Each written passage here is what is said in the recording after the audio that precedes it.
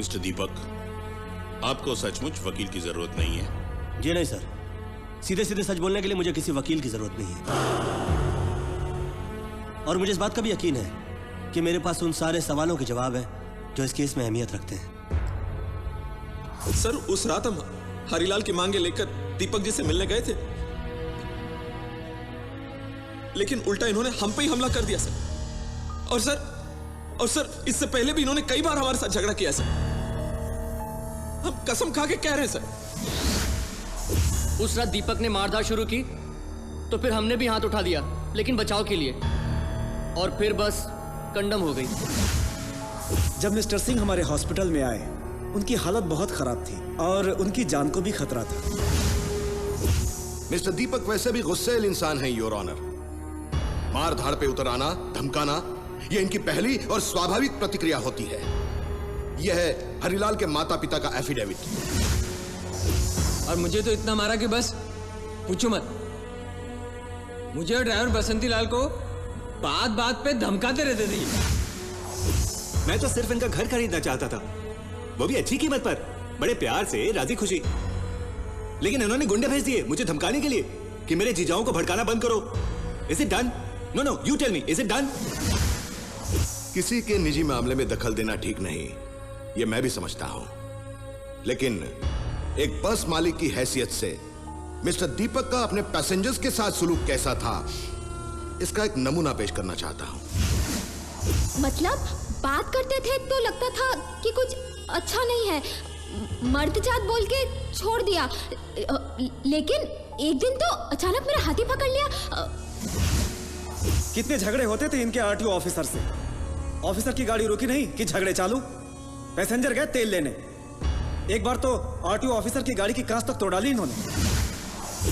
और वो शरीफ ऑफिसर इस अदालत में गवाही देने के लिए नहीं आना चाहते, क्योंकि दीपक उनका साला है। दीपक को हो ना हो, उन्हें इस रिश्ते का लिहाज जरूर है। एक और बात योर ऑनर, दीपक के दूसरे जीजा जी वकील हैं, और यह सोचने वाली बात है कि एक वकील जीजा अपने साले का केस क्यों नहीं लेना चाहता। I think your honour, he is a social outlaw. Mister Deepak, आपको कुछ ना कुछ तो बोलना ही पड़ेगा। अब मैं क्या बोलूं सरकार, कोर्ट में आकर तो मुझे पहली बार यह मालूम पड़ा है कि सच बोलने के लिए सच काफी नहीं होता है, उसके लिए सबूतों की जरूरत पड़ती है। और ऐसा सच जो सिर्फ दो आदमियों के बीच हुआ हो, उसको तो भगवान भी साबित नहीं कर सकते।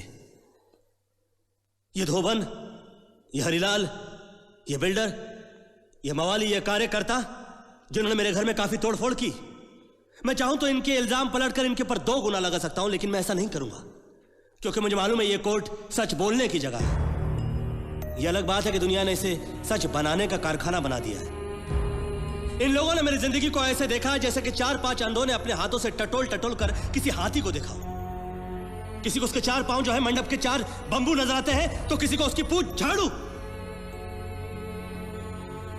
मेरे दुश्मनों की चुभती हुई महकती मोहब्बत उनको 4 गुना ज्यादा शहर से लेकर जंगलों तक दौड़ा दौड़ा कर दी जाएगी, तब जाकर उनको होश आएगा। लेकिन उसके लिए मुझे आपको सारी बातें जो हैं, सारे किस्से पूरे बताने होंगे, घर के, शहर के, काम के, बस के।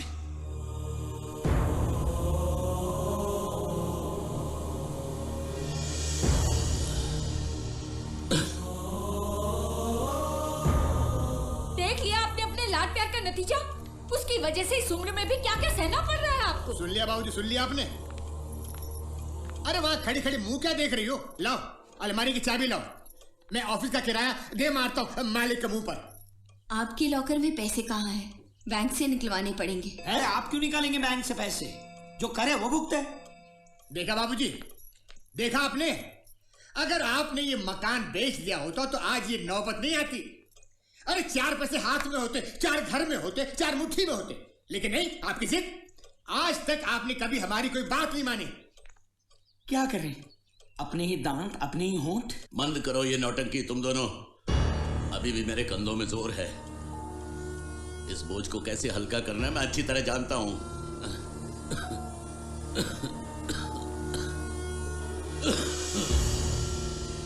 सर ये 2 अर्जियां आई हैं।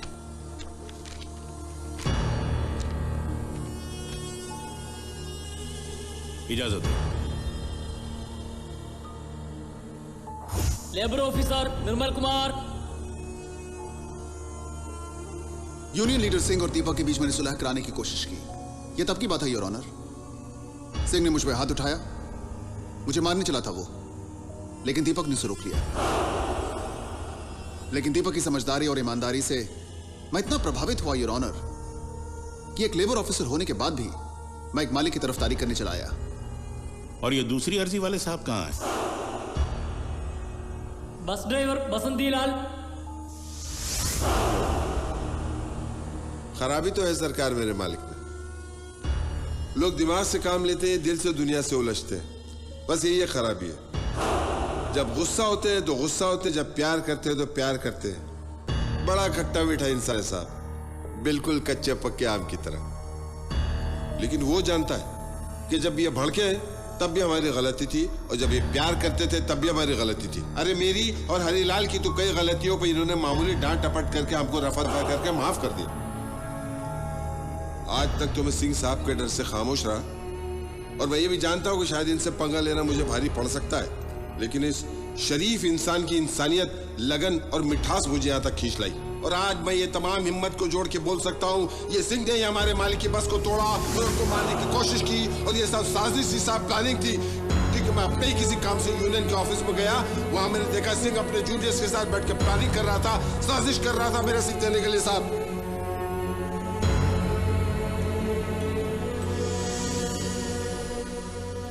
अदालत ने इस मामले को इंसानियत के जज्बे से देखने की कोशिश की है। ठोस सबूतों की कमी दोनों तरफ से थी और फैसला लेना मुश्किल काम था। लेकिन न्याय की शुरुआत कानून की किताबों से नहीं, सद्विवेक से होती है। इस अदालत ने भी वही कोशिश की है। अदालत दीपक को एक इशारा देती है, दुनिया मेरे साथ भला करेगी क्योंकि मैं दिल का भला हूं। ऐसा मानकर चलना गलत है, क्योंकि सांड जब चल के आता है तो वो सामने वाला आदमी शाकाहारी है या मांसाहारी ये नहीं देखता। गजेंद्र सिंह ने दीपक पर जो जान लेने के इल्जाम लगाए हैं, अदालत उन्हें बेबुनियाद मानती है और दीपक को बेकसूर ठहराती है।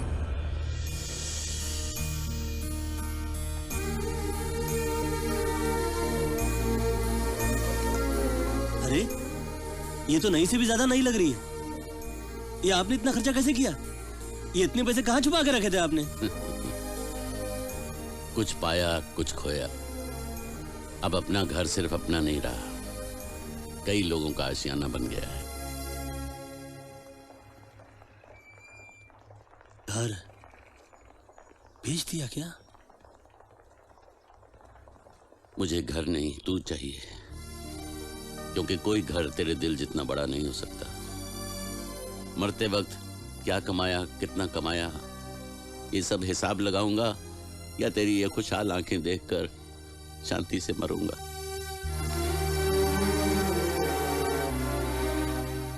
ऐसा क्यों बोलते बाबूजी? हाँ, तुम सोचते हो मेरी सबसे बड़ी दौलत वो अपनी कमाई से बनाया हुआ घर है? नहीं बेटा, मेरी सबसे बड़ी दौलत तो तुम हो। तूने मेरे लिए बहुत किया है, थोड़ा मुझे करने दो।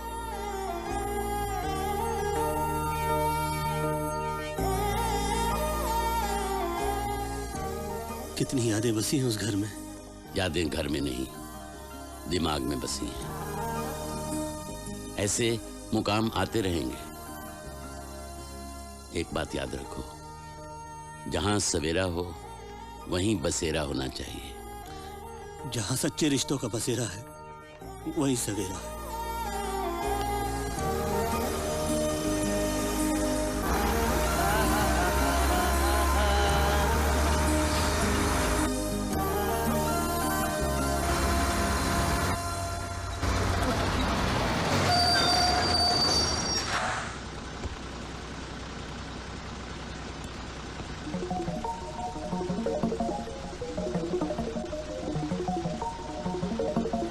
बेटी, तुम्हें टिकट लेने की क्या जरूरत है? आज से ये बस तुम्हारी और बस का मालिक भी तुम्हारा। आओ। जी